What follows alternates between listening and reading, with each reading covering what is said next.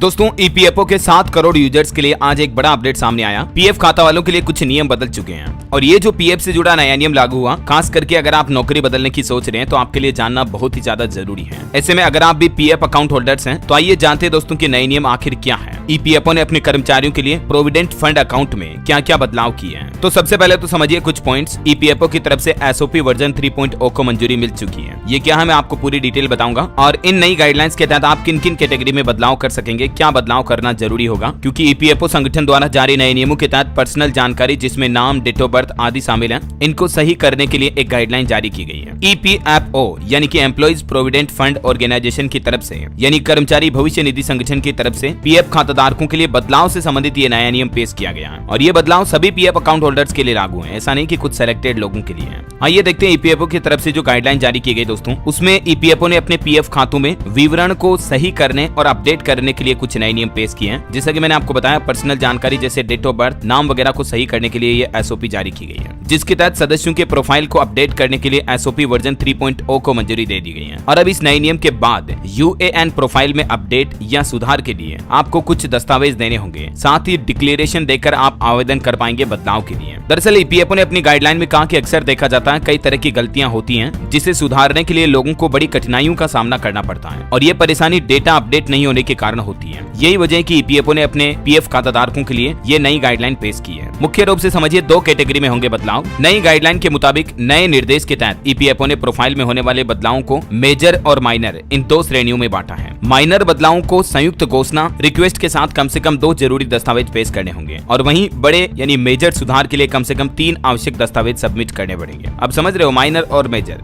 ये 2 बदलाव लागू किए हैं। मतलब छोटा मोटा अगर आपको अपने पीएफ खाते में प्रोफाइल में कुछ अपडेट करना है तब आपको 2 डॉक्यूमेंट देने पड़ेंगे छोटे बदलाव के लिए, और बड़ा बदलाव अगर कोई करना, प्रोफाइल में बहुत सारी चीजें अपडेट करनी है, तब आपको कम से कम 3 ऐसे डॉक्यूमेंट देने पड़ेंगे प्रूफ के तौर पर, तब आपके पीएफ खाते में ये सब कुछ चीजें अपडेट हो पाएंगी। और ये भी ध्यान रखना जरूरी है कि आधार से जुड़े बदलाव के मामले में आधार कार्ड या एक्टिव मोबाइल नंबर से जुड़ा ई आधार कार्ड सहायक दस्तावेज के तौर पर काफी होगा, यानी कि ये देना अनिवार्य होगा, है ना। तो ईपीएफ खाताधारकों के लिए पीएफ खाता की प्रोफाइल से संबंधित कुछ विवरण यानी बदलाव से जुड़े ये नई गाइडलाइन का अपडेट आपको जरूर जानने मिला होगा। और भी आपके मन में कोई सवाल है इससे संबंधित तो कमेंट करके पूछेगा मुझे, और बाकी इस वीडियो को लाइक और शेयर करना, डीएलएस न्यूज चैनल को सब्सक्राइब करके बेल आइकन जरूर दबा देना रोजाना ऐसी इन्फॉर्मेटिव काम की खबरें देखते रहने के लिए। जय हिंद, जय भारत, वंदे मातरम।